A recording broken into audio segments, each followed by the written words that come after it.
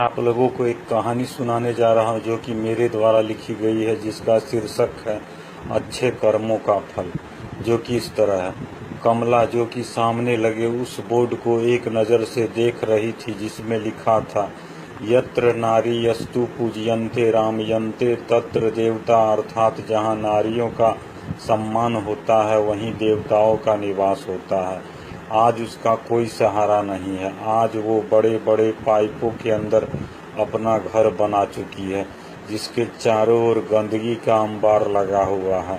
वो ऐसी जगह को अपना घर बना चुकी है जहाँ कीड़े मकोड़े रहते हैं, जहाँ लोग जाने से भी कतराते हैं। उसकी तन गंदी कपड़ों से कुछ ढकी है तो कुछ दिख रही है। वो सोती है तो फिर बैठ जाती है, क्योंकि उसके पाँव फूले हुए हैं।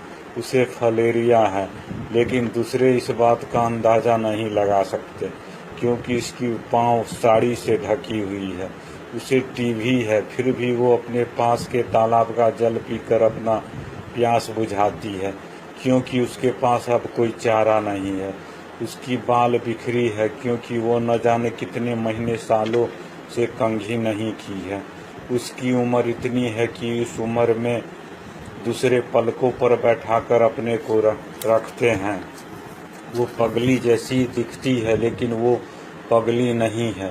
लोगों के व्यवहार और अपनी फूटी किस्मत के कारण पगली औरत के रूप में आज वो जाने लगी है।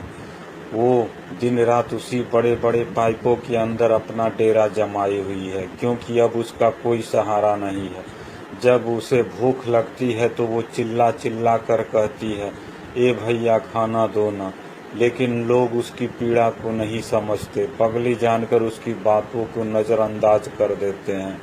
उसी रास्ते से बड़े बड़े अधिकारी बाबू साहब भी गुजरते, लेकिन किसी का ध्यान आकृष्ट न होता। फिर कुछ समय बाद वो थक हार कर चुप हो जाती। कभी कभी तो वो लंगड़ाते हुए कुछ भोजन की खोज के लिए निकल पड़ती।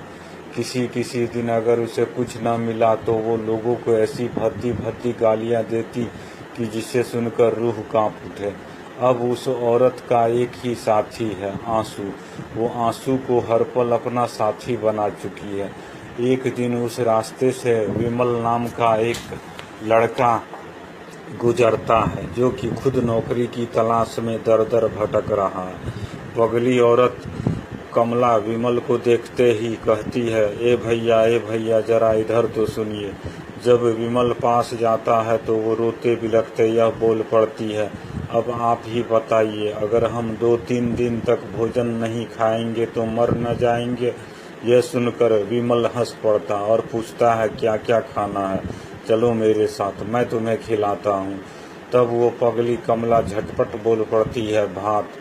लेकिन अपनी पैरों की विवशता को दिखाते हुए वो जाने में असमर्थता दिखाती है।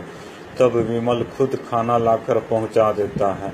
उस वक्त उसकी भूख तो मिट जाती है, लेकिन आगे क्या होगा यह सोचकर विमल चिंतित रहता है। तब विमल के दिमाग में एक उपाय सूझती है, क्यों न अखबारों का सहारा लिया जाए। तब वो एक साथ कई अखबारों में पत्र प्रेषित करता है। अगले दिन ही वो पगली अखबारों की सुर्खियां बन जाती है। उसे लेने बड़े बड़े प्रशासनिक अधिकारी आते हैं।